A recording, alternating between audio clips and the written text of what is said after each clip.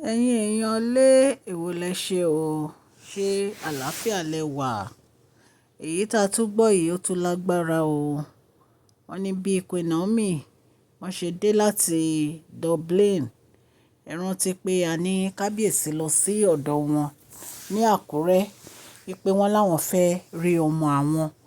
Wọ́n ní bí Queen Naomi ṣe padà sí Èkó tí wọ́n wà ní Royal Mansion. Wọ́n ní bẹ́ẹ̀ ni kábíyèsí ni wọ́n wá wọn lọ sí Royal Mansion. Wọ́n ní ṣe ni àwọn olórí wọ́n fi gbé ta o.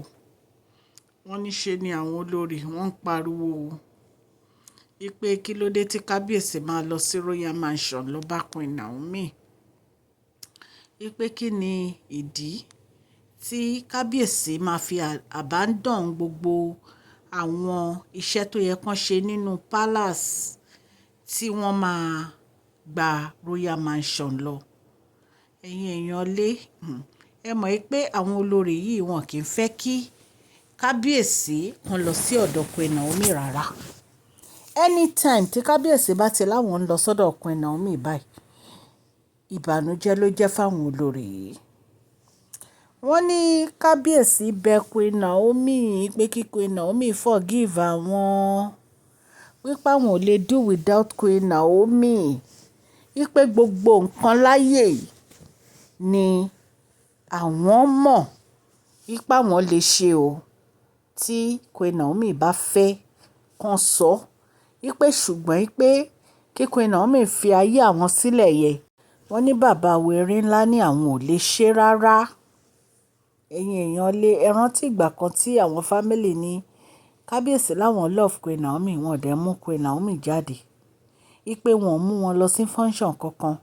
Wípé àwọn olórí iná máa gbé lẹ́gbẹ̀ẹ́ kiri. Ṣé ẹ mọ̀ pé tó bá yẹ pé kábíyèsí ti fi ọ̀rọ̀ yẹn múlẹ̀ láti bẹ̀rẹ̀ tí wọ́n ń gbá àwọn olórí jáde, tán fẹ́ wọn sí ibì kan, tán lọ ń rí wọn níbẹ̀. Ṣé ẹ mọ̀ pé gbogbo nǹkan tó ń ṣẹlẹ̀ yìí ò ní máa ṣẹlẹ̀? Tó ti jẹ́ pé láti ìbẹ̀rẹ̀ àwọn àti Queen Naomi nìkan náà ń jáde. Ṣé ẹ mọ̀ pé àwọn olórí yìí wọ́n á ti gba kámú fọ́lọ́run ọba?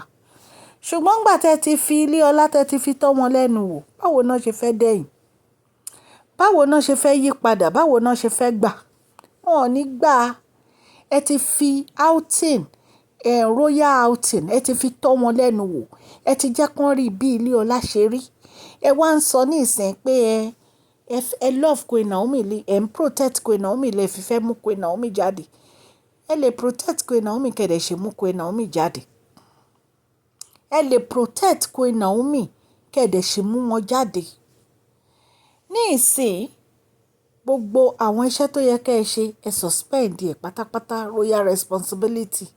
Ẹ lọ sí Lekki ní Royal Mansion, ẹ ń bẹ Queen Naomi pé kí Queen Naomi forgive yín.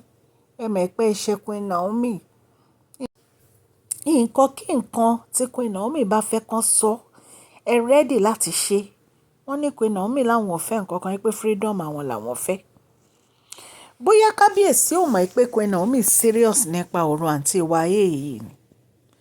Ṣé ẹ mọ̀ pé gbogbo ìgbà ni Queen Naomi ti ń sọ wípé àwọn ò lè ever bá àǹtí wa yìí ṣe pọ̀.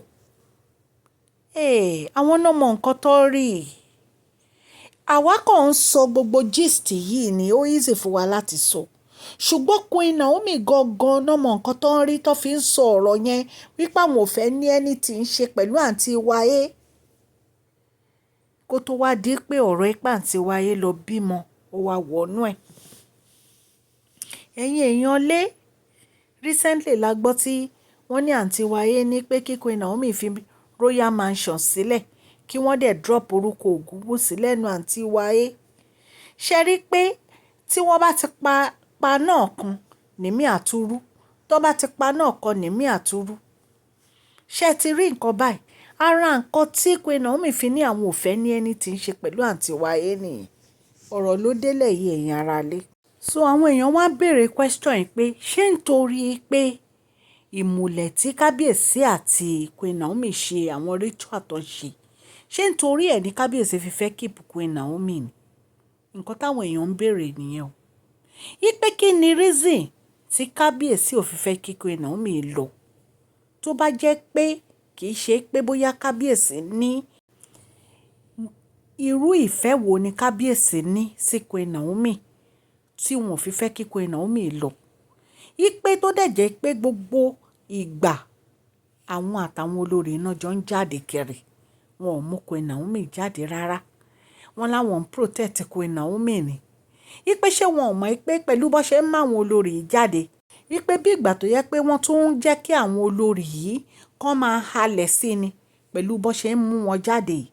Ipe tí kábíyèsí bá stop láti má mú àwọn olórí yìí jáde mọ́, kán withdraw gbogbo àwọn function yẹn, kán withdraw ẹ̀ lọ́wọ́ àwọn olórí. Ipe gbogbo nǹkan tó ń ṣe tó jẹ́ pé wọ́n fẹ́ máa fi igagbága, ipe gbogbo ẹ̀ ni wọ́n ló máa súnkì. Ipe wọ́n á rí pé wọ́n ò ní ṣe gbogbo àwọn nǹkan báyìí mọ́, ẹ̀yin èèyàn lé.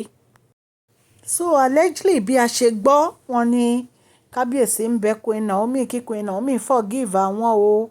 Wípé àwọn ò lè do without Queen Naomi, àwọn ò lè jẹ́ kí Queen Naomi lọ o. Wọ́n ní Queen Naomi ní freedom àwọn làwọn need. Àwọn ò need anything látọwọ́ kábíyèsí ju freedom àwọn lọ. Nǹkan tá a gbọ́ nìyẹn, ìyẹn ará ilé allegedly. Wọ́n ní freedom àwọn làwọn fẹ́ nítorí pọ́n ti mọ̀ pé àwọn olórí yìí gbogbo wọn ti ń bímọ lẹ́yọ kọ̀ọ̀kan. Competition dẹ̀ ti bẹ̀rẹ̀, wàhálà ti bẹ̀rẹ̀. Recently lẹ rí àǹtí wa ayé tán bímọ, tán bẹ̀rẹ̀ sí í sọ the prince of the source. Oríṣiríṣi ọ̀rọ̀ ló wà lẹ́nu àǹtí wa ayé. Ẹ̀yin náà dẹ̀ mọ̀ pé Queen Naomi ò láàyè wàhálà, àwọn ò lápọn, jẹ́jẹ́ wọn náà ń lọ, wọn ò fẹ́ nǹkan tó bá le jọ̀gẹ̀dẹ̀ lọ, wọn ò fẹ́. Ìtorí ẹ̀ ni Queen Naomi fi ń sọ fún kábíyèsí kan yọ̀ǹda àwọn, bí a ṣe gbọ́ nìyẹn. Ṣùgbọ́n nǹkan tí àwa fẹ́ kọ́ nìyí o, ẹ̀yin ará ilé. Nǹkan tá a fẹ́ òun ni kí ọ̀rọ̀ yìí kó parí, kí Queen Naomi dáríji kábíyèsí. Tó bá jẹ́ pé wọ́n á wà ní Royal Mansion ni, kán wà ní Royal Mansion. Nítorí pé security wọn ó jẹ wá lógún. Ẹ̀yin èèyàn lé, nítorí pé a fẹ́ nǹkan kan kó ṣẹlẹ̀ sí wọn. Ààbò Ọlọ́run á dẹ̀ dájú lórí wọn ní agbára Ọlọ́run. Recently náà la tún gbọ́ pé bàbá wọn lọ bẹ̀ wọ́n. Bàbá kábíyèsí parọ́pò, wọ́n lọ bẹ̀ Queen Naomi àti Dr. Elizabeth. Ipe kí wọ́n jọ̀ọ́ kán forgive kábíyèsí. Ipe kán dẹ̀ withdraw case tó wà ní customary court. Divorce tí wọ́n lọ file. Ipe kán withdraw ipe torí àwọn enemy, àwọn ọ̀tá tí wọ́n gbẹ́nu síwájú tó yẹ pé ìdùnnú wọn òun ni kí Queen Naomi àti kábíyèsí jà. Ẹ̀yin èèyàn lé, àfi kí Ọlọ́run Elédùmarè kó bá wa yanjú ọ̀rọ̀ yìí o. Mo dẹ̀ mọ̀ pé Ọlọ́run á yanjú ẹ̀ ní agbára Ọlọ́run. Mo dúpẹ́ lọ́wọ́ gbogbo etí tó ń gbọ́ mi o. Tá bá tún ti gbọ́ update, a máa mú wá fún yín. Ọlọ́run Elédùmarè á bá mi wà pẹ̀lú gbogbo yín o. Gbogbo ẹ̀yin ó subscribers á kí yín, ẹ ṣé. Gbogbo ẹ̀yin new subscribers á dúpẹ́ lọ́wọ́ yín. Ọlọ́run Elédùmarè ọba aláàánú á bá mi gbọ́wọ́ yín sókè o. Ẹ ní tọrọ jẹ, ẹ ní tọrọ mu. Ẹ ní lo àkísà kẹ́yìn aṣọ o. Ní agbára Ọlọ́run, wọ́n yín ò ní kan ìsàlẹ̀ àpò. Ẹ jọ̀ọ́ ẹ má gbàgbé kẹ́ fún fídíò yìí ní thumbs up o. Please share this video, like and subscribe. God bless you all. Mashola Gist TV. Love you all.